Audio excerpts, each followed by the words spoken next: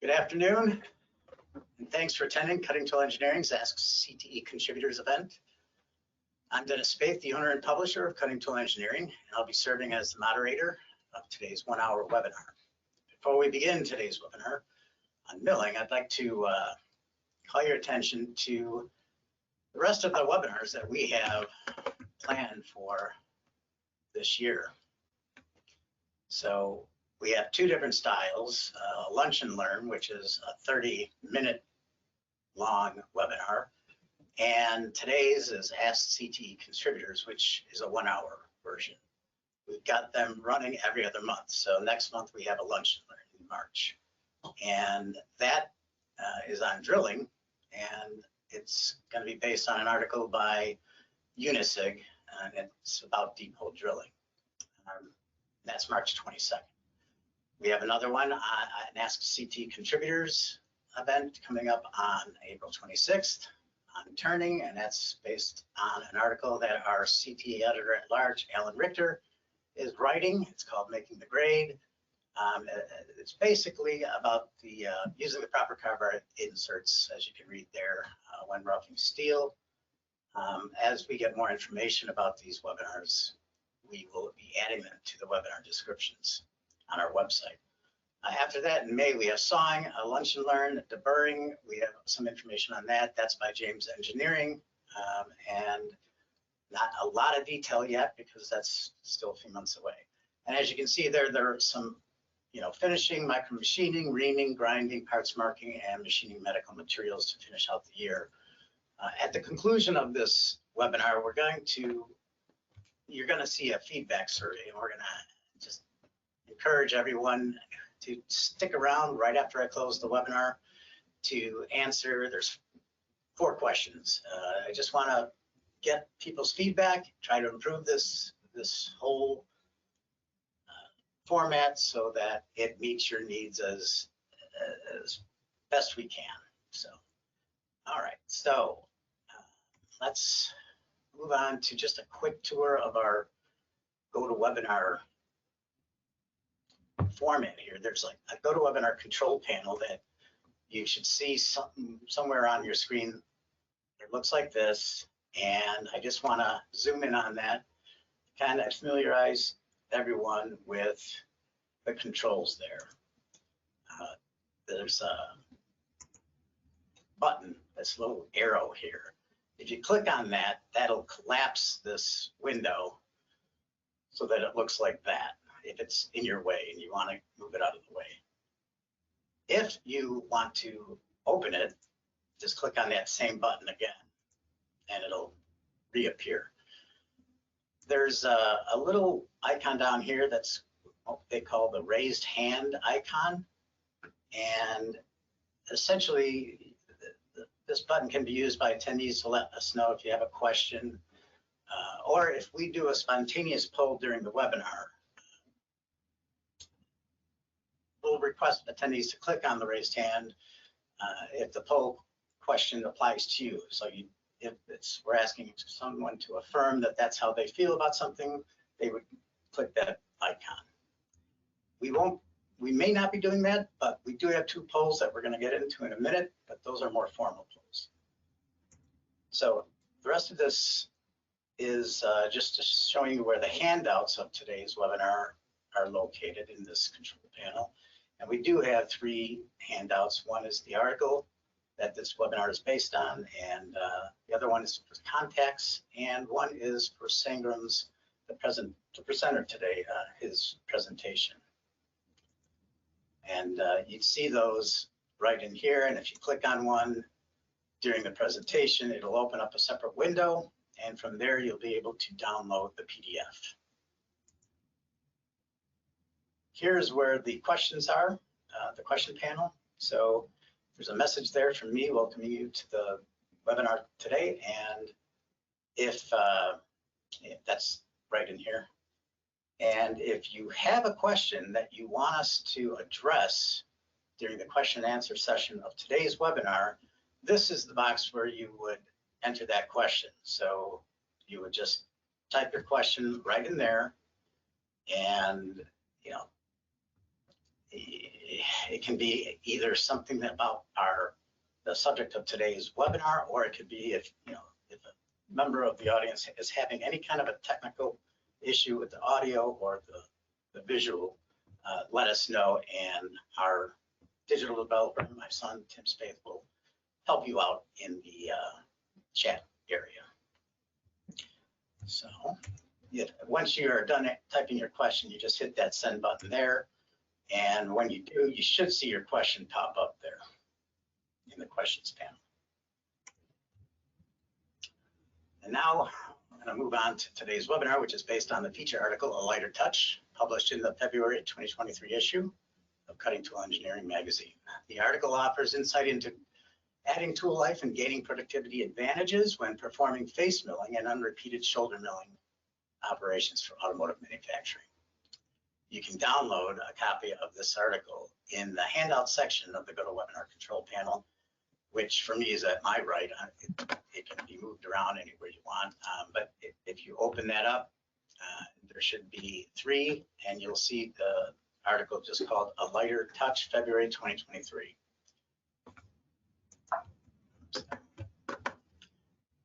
And before I introduce Sangram, I want to introduce a couple of polls that, if you've read the article, you'll know why we're asking these questions. We're just trying to get a sense of what everyone who's attending is kind of dealing with right now. So the first poll, we'd like everyone to respond to this, yes or no. Are your automotive customers seeking new tools for machining more complex near net shaped parts from ISO-K or ISO-P materials? So if you would go ahead and start responding to that, if it's yes or no, we'd like everyone who's attending to just jump in there. We'll give it just a few minutes.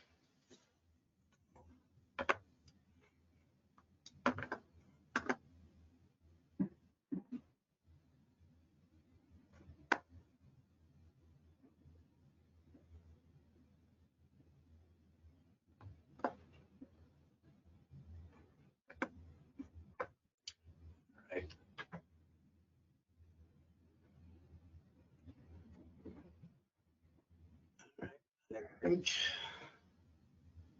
when it gets to 60%, I will go ahead and close the poll and show everyone the results.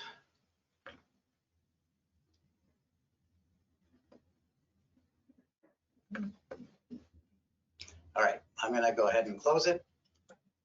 And so here you can see that we've got 30% who answered that their customers are seeking this tools and strategies for the subject of today's webinar. Let's go to the next one. Just be curious. Can we all have everyone respond to this question? Are you automotive customers looking for ways to reduce axial forces for milling on thin-walled components and weak fixtures? So this is the last poll, so please, if you would, everyone just respond to this one.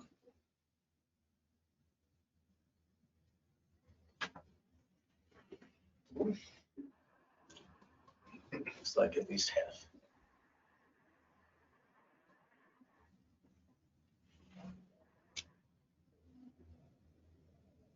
Okay, I think we're probably done on that.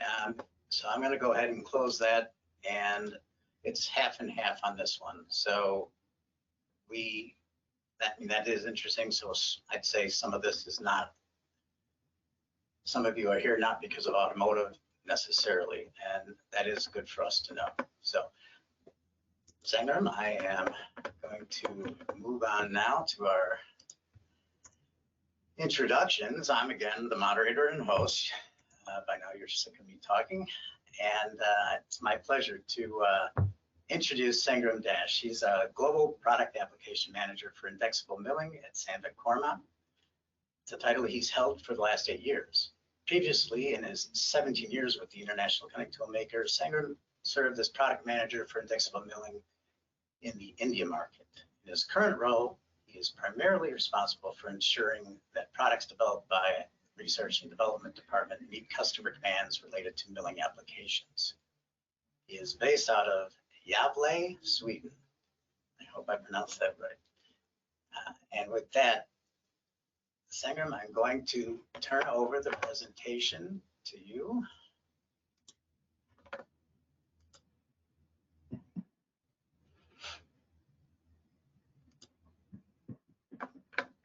All right.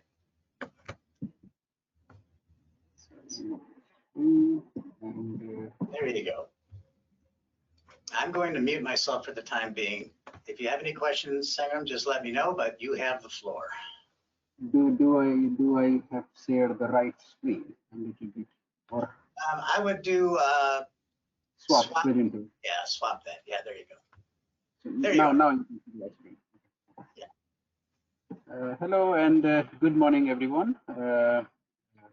As Dennis mentioned, my name is Sangram Dash, and I'm trying to take this webinar from Sweden right now.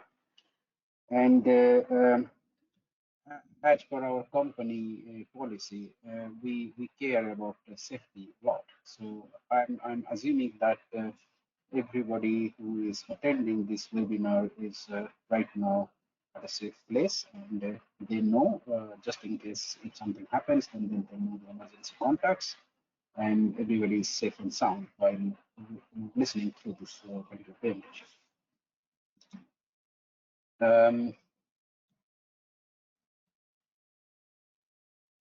If I go through the agenda, then first 5 minutes I'll be spending on what is happening right now in the area of automotive industries, basically the point of departure. And then we will look upon a little bit what kind of challenges that we are facing right now in the area of automotive machinery. And then we talk about the concept that is Coromant MM80, which is a concept that Sandvik Coromant has developed recently, and we had a product launch in the month of October last year. We will look into how this product has been addressing all the challenges that we are facing in these particular applications. And then we look into a little bit of the success cases. And then finally, I would say we go into the question and answer session, and then we will discuss about if you have any questions that I can answer. So as I said, if we go into point of departure, then I would say still when it comes to cutting tools consumption, then still on a global scale, automotive industry, cars and trucks, and basically that segment is consuming the highest amount of cutting tools, which has been the case, I don't know, maybe for the last 50 years or something like that. But at the same time, now we have seen a trend that there is an electrification that is happening with, especially with passenger cars. So a lot of EVs are coming up, which is kind of shifting the cutting tool demand into a new direction. So instead of machining conventional forged steel and cast iron and things like that for passenger vehicles, now things are moving into more into aluminum and other sorts of lightweight materials.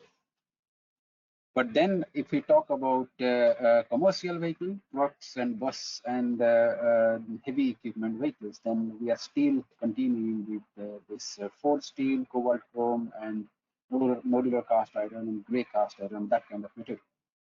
One significant change that is happening over there is to keep the emission under control. The OEMs are trying their best to make the component as light as possible. So near net shape components are coming up, really thin wall components and components with how should I say, where the structural integrity or the structural strength of the component is going to be much lesser than what we used to see in those components 10 years back or 15 years back. So there is a heavy demand on cutting tool industries to manufacture or produce tools which can handle this kind of near mid shape and thin wall components, things like that. At the same time, the machines and fixturings are becoming faster as well as weaker. So if we talk about 10 years back, the machines were capable of taking very high depth of cut, and you can use a big diameter cutter on a machine.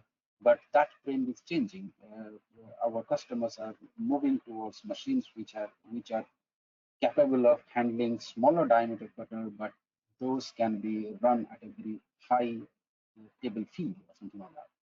So fast and light. That's the motto when it comes to uh, automobile industry, and then the machines that are being used to manufacture those automotive components as well. And at the same time, the machine, I mean, there is an increase that we have seen in the automation, where multiple machines are being handled by one technician or one expert, and most of the machines are running without an operator over there. So that has brought in a big demand of the cutting tools that are being used in the machines are going to have higher reliability aspects, so that we don't see any unwanted accident or unwanted damage to the cutting tool or the component. And if we look at typical automotive components, where we see there are challenges, and if I look into the IC engine area, then I talk about engine block and gearbox housings, and to make these components more flexible, or I would say to make it lighter and things like that, the component shape and size is changing. And then at the same time, I mean, there is a heavy demand on machining on a component where the component has a very thin wall or a very thin surface, or somewhere where the component is not strong. But then the cutting tool has to cut light, and the cutting tool has to cut smooth so that it will not damage the component. Some of the components that has been shown over here, and you can see the areas where the machining has to happen. And in these areas, we need a tooling solution which need to cut as light as possible, without, I mean, giving as minimum as impact of the cutting forces on the component. That's the demand. Similarly, if you look at some other component apart from gearbox housing and engine blocks, I mean, if we talk about, for example, steering knuckle and differential housing, because of the intricacy of these components, the fixturing cannot be as strong as we expect. And then we have a lot of elongated parts where you do the machining, where the component rigidity itself is compromised because of the shape of the component. And then if we talk about cutting forces, and in these cases, the cutting forces has to be as low as possible. And sometimes because of the fixturing limitations, probably you are going to use a tool which has to be mounted over a really long adapter. So that's basically overhang machining. I mean, those kind of situations you will always encounter with a lot of vibrations. That has to be taken care of as well. And if I go into these particular applications, which are predominantly in ISO P, that is steel, and ISO K, that is cast iron machining area, then we see two significant challenges over there. I mean, of course, we see other challenges like the fixture limitation, the component strength limitation, and overhang applications, so a lot of vibration tendencies and things like that. But if you talk about ISO K machining, cast iron machining, one of the biggest challenges that we see that because of this weakness on the component, we see a lot of edge friction. The component corners, they break during the machining process. And that brings in a demand how light the cutter is going to cut. How light, I mean, during the cutting process, how much less cutting force is actually going into the component and destroying the component. And similarly, if you talk about ISOP area, at least the component can be strong there, but because it's an ISOP, it's a steel application, and then sometimes if we encounter with long overhang application, then the insert breakage is happening.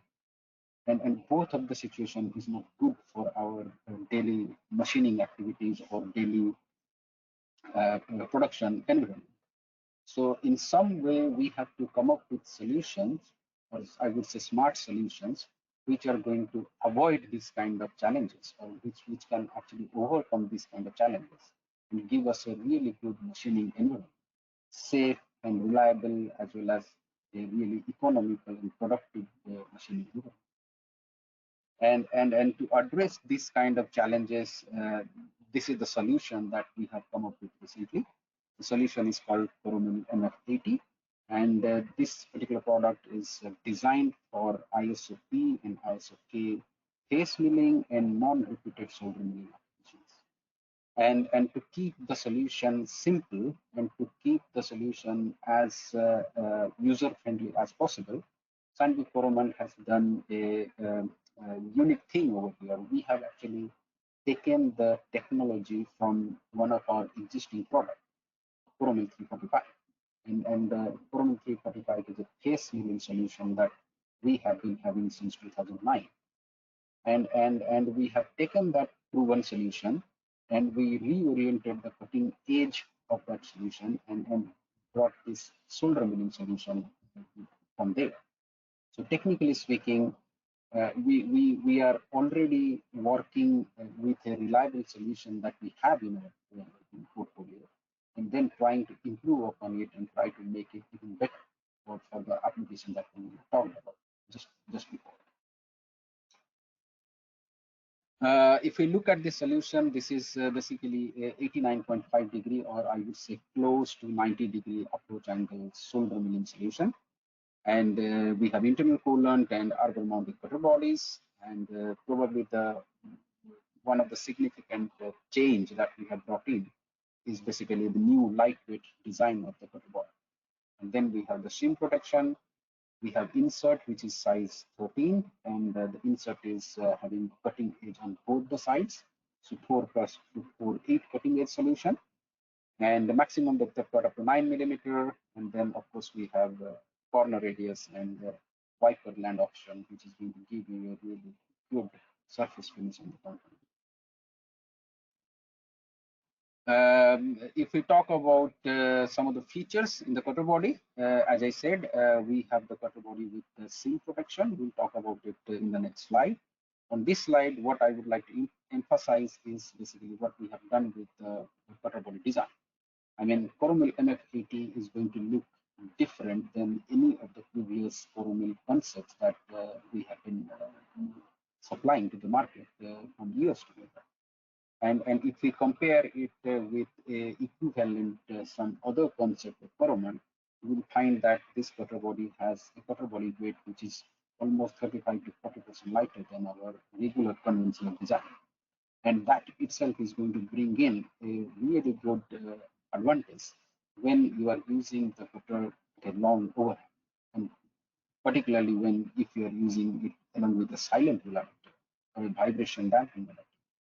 Because of this reduced cutter body weight, the vibration tendencies of this particular cutter is going to be significantly lower as compared to our previous solution and any of our competitor solutions. And then we have the shim protection. And if we talk about double-sided, close to 90-degree entering angle solution, Sandvik Coromant is the first company who come up with a solution with a shim protection on the cutter body.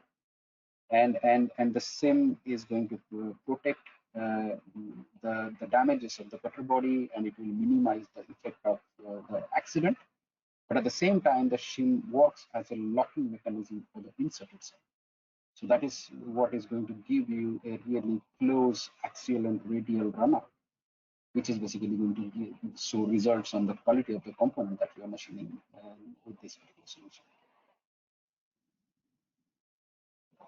If I talk about insert design, of course, the insert looks a lot similar to what we have had before, Coromant 345, but now the cutting edge is reoriented to 89.5 degree instead of 45 degree.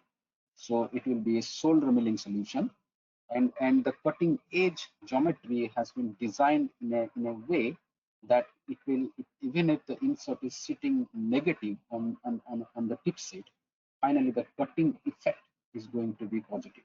And the chip formation is going to look exactly similar to what you see with a positive design cutter or a single-sided insert cutter. And the cutting forces are going to be, if not too less, but at least similar to any of the positive concepts that you see in the market. So you are getting all the advantage of a positive design cutting, which is basically less vibration and less cutting forces and less disruption to the workpiece material. But you are getting it from a solution where the insert is mounted negative and having the advantage of additional 4 cutting edge economy. That's the benefit that you will get with this concept. If I talk about the assortment, then the diameter range is from, if I talk about metric, then it is 63 to 125. And if I talk about inch assortment, which is probably more useful in American market, then the diameter starts at 2.5 inch and then goes all the way up to 5 inch.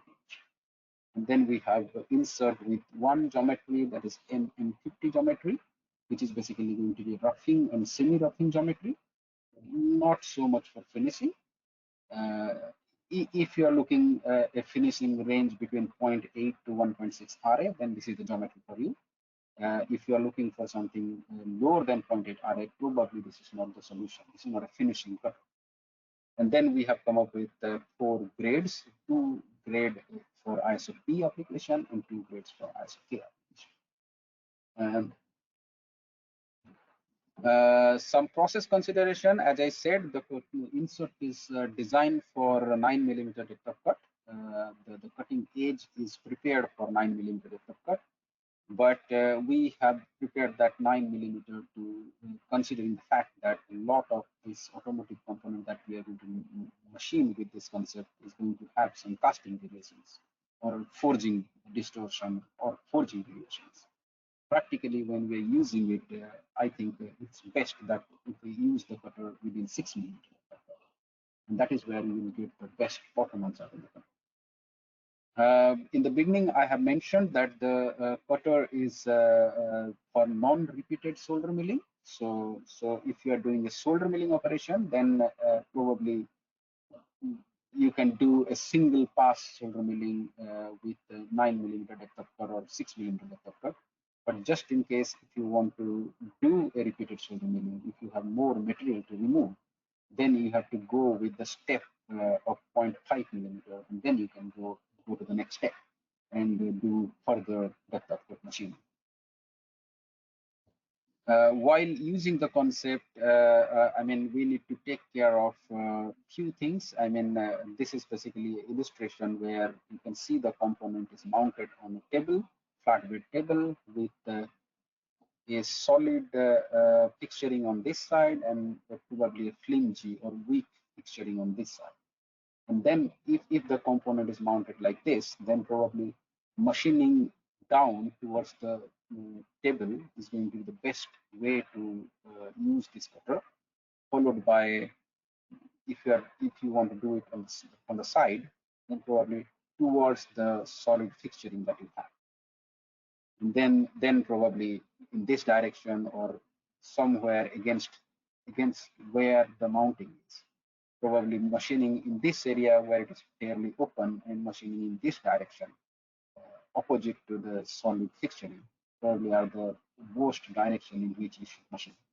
And you may encounter some vibration in that applications. But please be assured that if we talk about near to 90-degree solder milling application with a negative insert and with 8-corner insert design, or in this kind of a solution, Coromant MF80 is going to be the cutter which is going to cut the lightest. The cutting forces are going to be on the lightest side, and the vibrations are going to be the minimum.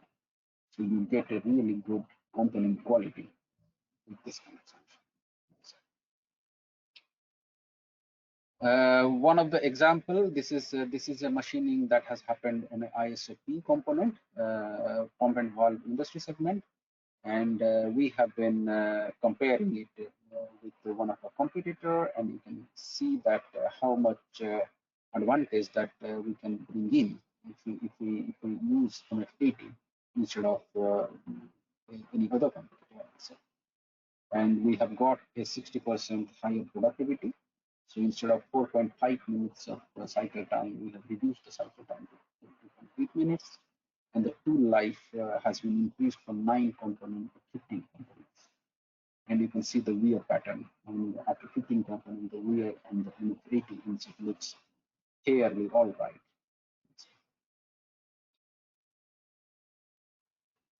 Similarly, if we talk about the ISO K application, so this is a cast iron component, and you can see the overhang of the tool. So here the challenge is to address the vibration and do a vibration-free machining and still attain the actual component quality. And the customer didn't want it for productivity boost, so we continued with the same cutting parameter. And because we could resist the vibration and the component quality could be retained for a longer period, we could actually machine from 10 components on the competitor, going all the way to 15 components. So these kind of advantages that we are going to get because we have designed a solution which can cut really light on these kind of challenging applications. I mean, the challenge is not from a material perspective. The materials are fairly easy. I mean, if we compare it with aerospace component, where you have to machine titanium or inconel and things like that. Here, the challenge is basically the fixturing or the component design itself. In many of the cases, you are going to deal with component where the component itself is weak because of the thin wallness or because of the fixturing is not so strong, or you have to deal with long overhang application. And to address those kind of challenges, the cutting tool solution that we should provide should have a really light cutting action and give a good, reliable machining process. And then at the end of the day, finally, the economy matters. So with 8 cutting edge economy and with a light cutting action, and I would say with a reliable machining process, this is what is going to give you the best performance in your workshop. And that's what Coromant MX80 is all about. We have a nice film that probably Dennis can show us right now. And then we can go into the question and answer. Okay, I'm going to take back the control.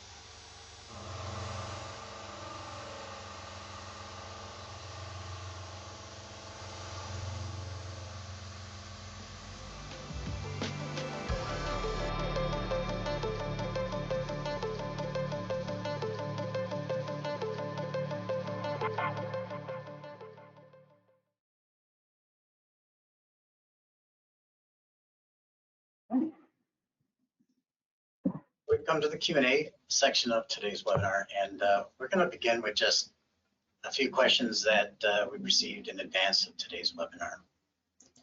So the first one is just asking how would the Coromant MF80 work for finishing operations?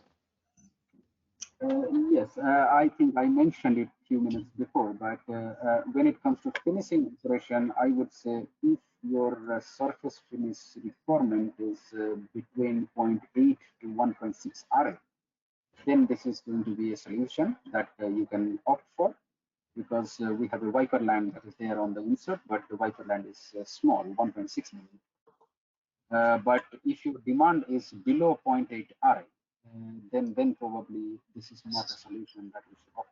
This is a solution which is going to give you significant benefits where you are doing roughing effects or semi-roughing, not the final finishing.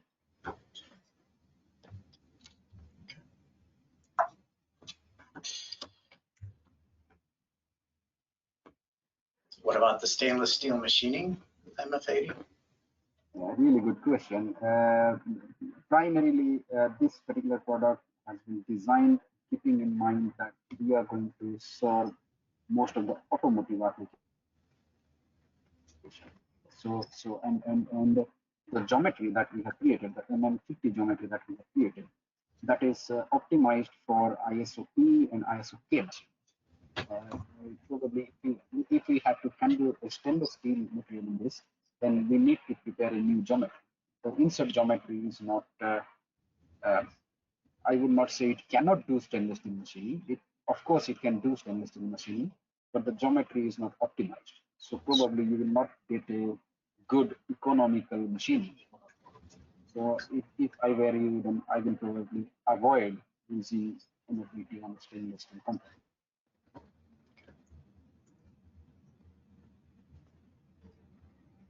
Oh, yeah. Can you compare the performance of MF80?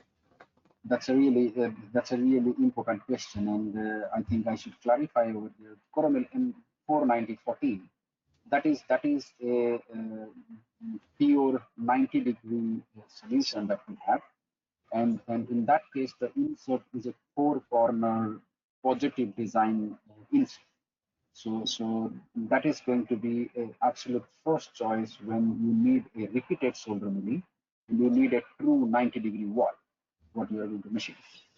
So far as performance is concerned, if we are not doing repeated solder milling, then MF80 is going to give you similar vibration characteristics and similar type of cutting forces, even if it is a negative solution.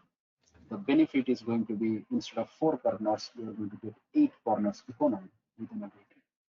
So technically speaking, the cutter is designed in such a way, and the insert geometry is designed in such a way, even if it's a negative concept, it is going to give you the same performance as compared to Coromant 490. The only limitation is you cannot get a true 90-degree out of MF80 because it's a near 90-degree solution. So if your component demands that you need to have a pure 90-degree wall, then probably 490 is the best solution, or else MF80 can do all the things that that Coromant 490 can do. Well, this is where we welcome any questions from the audience right now. If you want to use the webinar control panel on your screen to submit a question. If we don't have any questions,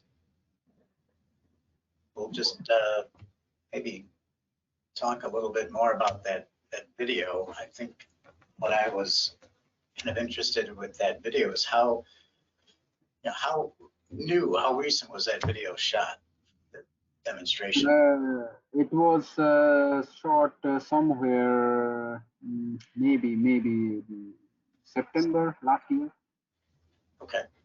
So we took a component directly from the customer.